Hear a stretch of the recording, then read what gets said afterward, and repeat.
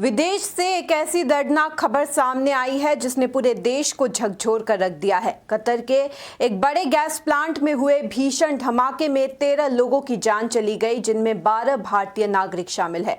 इस हादसे में 66 लोग घायल भी हुए हैं। धमाका इतना जोरदार था कि इसकी आवाज कई किलोमीटर दूर तक सुनाई दी।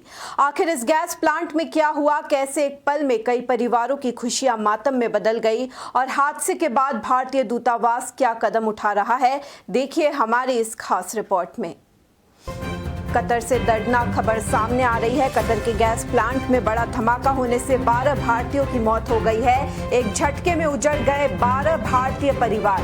कतर में दर्दनाक हादसे में कुल मिलाकर 13 लोगों ने अपनी जान गंवा दी है।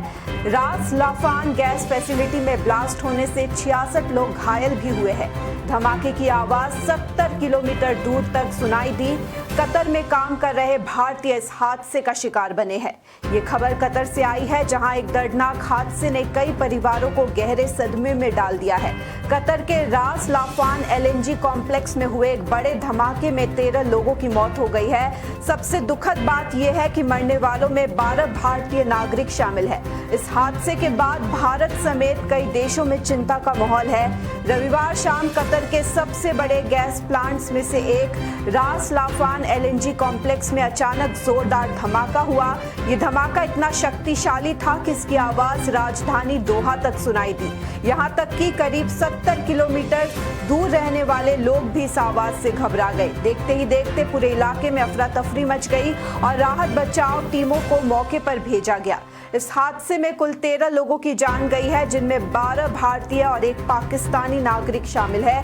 वहीं 66 लोग घायल हुए हैं। घायलों में कतर, भारत, पाकिस्तान, बांग्लादेश, केन्या, घाना, तंजानिया, नाइजीरिया और नेपाल के नागरिक शामिल बताए जा रहे हैं। राहत की बात यह है कि अधिकारियों के मुताबिक सभी घायलों की हालत फिलहाल स्थिर है और उनका इलाज चल रहा है।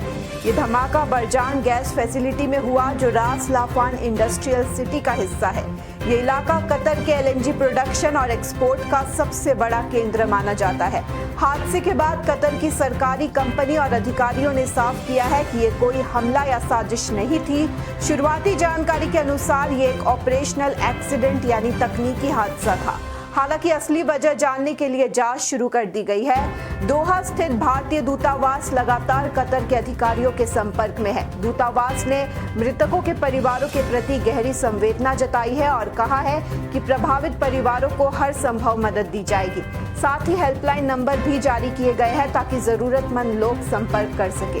विदेश में काम करने गए भारतीयों की इस दर्दनाक मौत ने पूरे देश को झकझोर दिया है। कई परिवार अपने प्रियजनों के लौटने का इंतजार कर रहे थे, लेकिन अब उनके घरों तक ये दुखद खबर पहुंची है। कतर में हुए इस बड़े हादसे पर हर किसी की नजर बनी हुई है और सभी को जांच रिपोर्ट का इंतजार है, ताकि पता चल सके कि आखिर इतनी बड़ी त्रासदी हुई कैसे।